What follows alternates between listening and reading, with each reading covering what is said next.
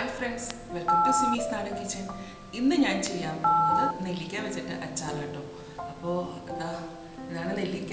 അപ്പോൾ ഞങ്ങളുടെ പറമ്പിൽ വീണ നെല്ലിക്ക കേട്ടോ. അപ്പോൾ ഞങ്ങളുടെ പറമ്പിൽ നെല്ലിമരം ഉണ്ട്. അപ്പോൾ ഞാൻ ഈ വീഴുന്നതനുസരിച്ചിട്ട് ഞാൻ കുപ്പിയിലാക്കി ഫ്രിഡ്ജിലാക്കി വെച്ചിരിക്കുകയായിരുന്നു കേട്ടോ. അപ്പം ഇതിപ്പോൾ ഒരു കുപ്പിയോളം കിട്ടിയിട്ടുണ്ട് എനിക്ക്. കാണിച്ചു തരാം. ഇതാട്ടോ നല്ല കുഞ്ഞി നെല്ലിക്ക. അപ്പോൾ ഇവിടെ അമ്മയൊക്കെ പറയുന്നത് ഇതിന് അരി നെല്ലിക്ക എന്നാണ് പറയുന്നത്. അപ്പോൾ നല്ല ടേസ്റ്റാണിത്. അപ്പോൾ നല്ല മൂത്തിട്ട് വീണ നെല്ലിക്കയായിട്ട് നമ്മൾ അച്ചാറിട്ടാലും നല്ല ടേസ്റ്റ് ആയിരിക്കും ഇതിനകത്ത്.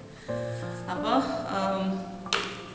ഇത് ഞാൻ ഉപ്പിലൊന്നും ഇട്ട് വെക്കുന്നില്ല. ഉപ്പിലൊന്നും ഇടാണ്ട് നേരിട്ട് തന്നെയാണോ ഈ അച്ചാർ ഉണ്ടാക്കുന്നത്. അപ്പോൾ ഞാൻ ഈ ഉണ്ടാക്കുന്ന മെത്തേഡിൽ അച്ചാർ ഉണ്ടാക്കുകയാണെങ്കിൽ നമുക്ക് 2 ദിവസം കഴിയുമ്പോൾ തന്നെ നമുക്കത് യൂസ് ചെയ്യാൻ പറ്റും. അങ്ങനത്തെ അച്ചാറാണ് ഞാൻ ചെയ്യുന്നത്. പിന്നെ എനിക്ക് പറയാനുള്ളത് വെച്ചാൽ ഞാൻ ഇതിന് മുന്നേ ഒരു കയ്പില്ലാത്ത നാരങ്ങ അച്ചാറെന്നും പറഞ്ഞുകൊണ്ട് ഞാൻ ഒരു വീഡിയോ ചെയ്തിട്ടുണ്ടായിരുന്നു. അപ്പോൾ അതിൽ ചില ആൾക്കാരൊക്കെ പറയുന്നുണ്ടായിരുന്നു അവരത് ചെയ്തിട്ട് ഇങ്ങനെ കയ്പ് വന്നു, അപ്പോൾ എന്താ ചെയ്യാന്ന് ചോദിച്ചിട്ട് പറഞ്ഞിട്ട്. അപ്പോൾ അത് എനിക്ക് തോന്നുന്നു, അപ്പോൾ ഞാനിട്ടപ്പോൾ എനിക്ക് കയ്പൊന്നും ഉണ്ടായിരുന്നില്ല കേട്ടോ. എനിക്ക് തോന്നുന്നത് എന്താ വെച്ചാൽ അത് അധികം പഴുക്കാത്ത നാരങ്ങയായിരുന്നായിരിക്കാം.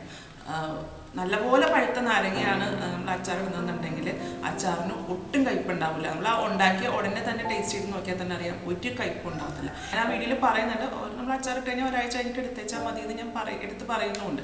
ഇനി അഥവാ നമ്മൾ ഇട്ടിട്ട് അച്ചാറിന് കയ്പുണ്ടെങ്കിൽ തന്നെ അത് എന്തായാലും നമ്മൾ ഒരാഴ്ച അങ്ങനെ തന്നെ അടച്ചു വെക്കുകയാണെന്നുണ്ടെങ്കിൽ ഒരാഴ്ച കഴിയുമ്പോഴത്തേക്ക് അതിൻ്റെ കയ്പിൻ്റെ നാരങ്ങയുടെ കയ്പ് രസമൊക്കെ പോയിട്ടുണ്ടാവും. അപ്പോൾ അങ്ങനെ നോക്കട്ടെ. അപ്പോൾ നമ്മൾ നാരങ്ങ അച്ചാർ ഇടുമ്പോഴത്തേക്ക് നല്ല പഴുത്ത നാരങ്ങ വെച്ചിട്ട് തന്നെ അച്ചാറിടാൻ നോക്കട്ടോ. നമ്മൾ ഇന്ന് ചെയ്യാൻ പോണത് നെല്ലിക്ക വെച്ചിട്ട് അച്ചാറാട്ടോ. അപ്പോൾ അതെങ്ങനെയാണ് ഉണ്ടാക്കുന്നതെന്ന് നോക്കാം. ഇതിനായിട്ട് 1/2 കിലോ നെല്ലിക്ക ഇത് നല്ലതായിട്ട് കഴുകി എടുത്ത് വെച്ചിരിക്കുകയാണ്.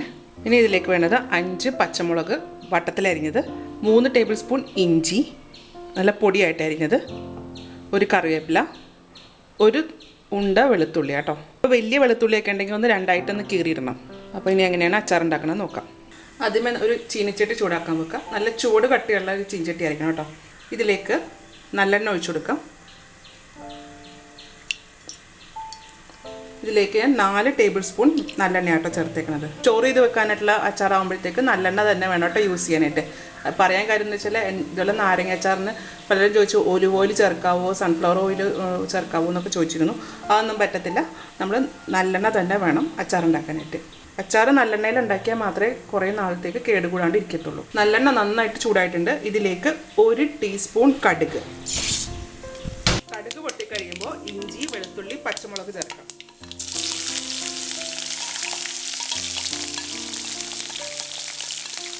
കറിവേപ്പില.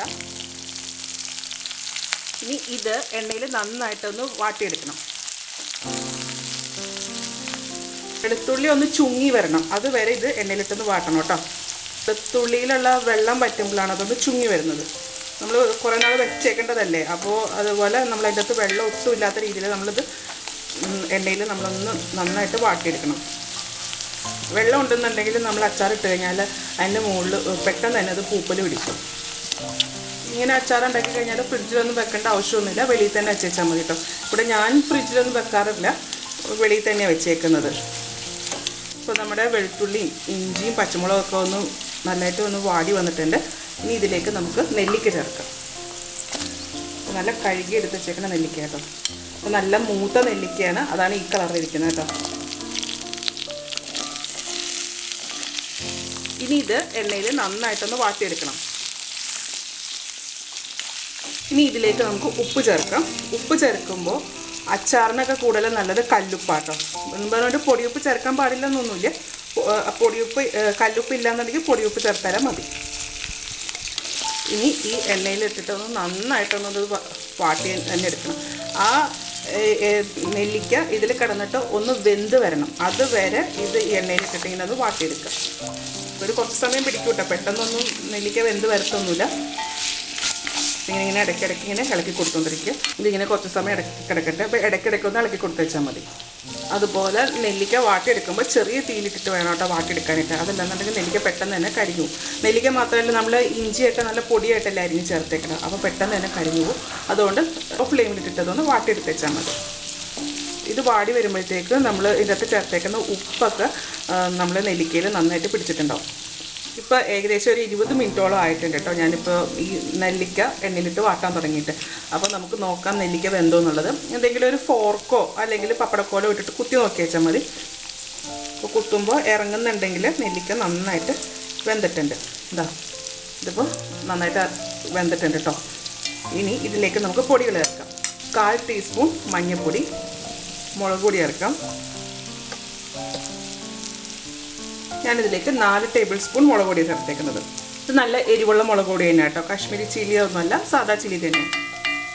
അച്ചാർ എന്നൊക്കെ പറയുമ്പോഴത്തേക്ക് എരിവും ഉപ്പും ഒക്കെ നല്ല മുന്നേ നിൽക്കണം, അങ്ങനെയാണ്. അപ്പോൾ ഞാനതുകൊണ്ട് 4 ടേബിൾ സ്പൂൺ മുളക് പൊടി ചേർത്തിട്ടുണ്ട്. ഇനി ഇത് നന്നായിട്ടൊന്ന് ഇളക്കി കൊടുക്കാം. ഇതിലോട്ട് നന്നായിട്ട് പെരണ്ട് വരുന്ന രീതിയിലായിരിക്കണം കേട്ടോ. ഇത് നിങ്ങൾക്ക് എരിവ് അത്രയും വേണ്ടാന്നുണ്ടെങ്കിൽ കാശ്മീരി ചില്ലി ചേർത്തോളൂ കേട്ടോ. ഈ മുളക് പൊടി ചേർത്തിട്ട് മുളക് പൊടിയും ഇതുപോലെ ഒന്ന് ഇതിൻ്റെ അകത്തിട്ടൊന്ന് വഴറ്റിയെടുക്കണം.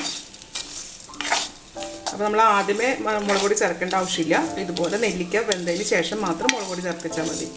ഇനി ഇതിലേക്ക് ഞാൻ ചേർക്കുന്നത് ഉലുവാപ്പൊടിയാണ്. 1/2 ടീസ്പൂൺ ഉലുവാപ്പൊടി. അപ്പോൾ ഉലുവാപ്പൊടി ചേർക്കുമ്പോൾ ശ്രദ്ധിക്കണം, ഒരുപാടായി കഴിഞ്ഞാൽ അച്ചാറിന് നല്ല കയ്പ്പുണ്ടാവും കേട്ടോ. അതിന് ശേഷം ഒന്നും കൂടി ഇളക്കി കൊടുക്കാം.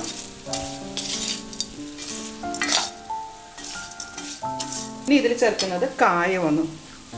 കായമൊക്കെ ഓരോരുത്തരുടെ ഇഷ്ടം അനുസരിച്ചിട്ട്, ഇപ്പം നമുക്ക് ചില ആൾക്കാർക്ക് കായ ഒത്തിരി ഇഷ്ടമായിരിക്കും. അപ്പോൾ അതനുസരിച്ചിട്ട് കൂടുതൽ ചേർത്തോളാം.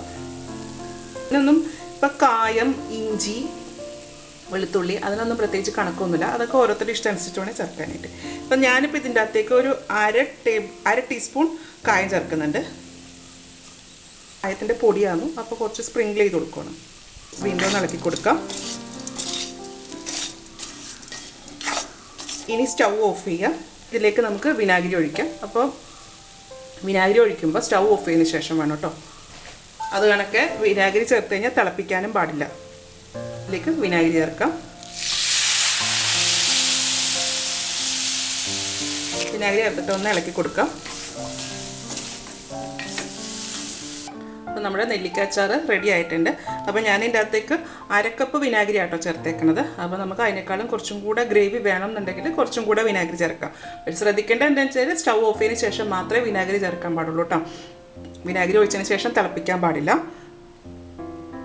പിന്നെ ഇനി ഇതിപ്പോൾ നമ്മളൊരു നല്ല പോലെ ചൂടാറിയതിന് ശേഷം ഒരു എയർ ടൈറ്റ് ആയിട്ടുള്ള ഒരു ഗ്ലാസ് ബോട്ടിലോ അല്ലെങ്കിൽ ഭരണി ഉണ്ടാവുമല്ലോ അതിൻ്റെ അകത്തോ നമുക്കിത് മാറ്റാം.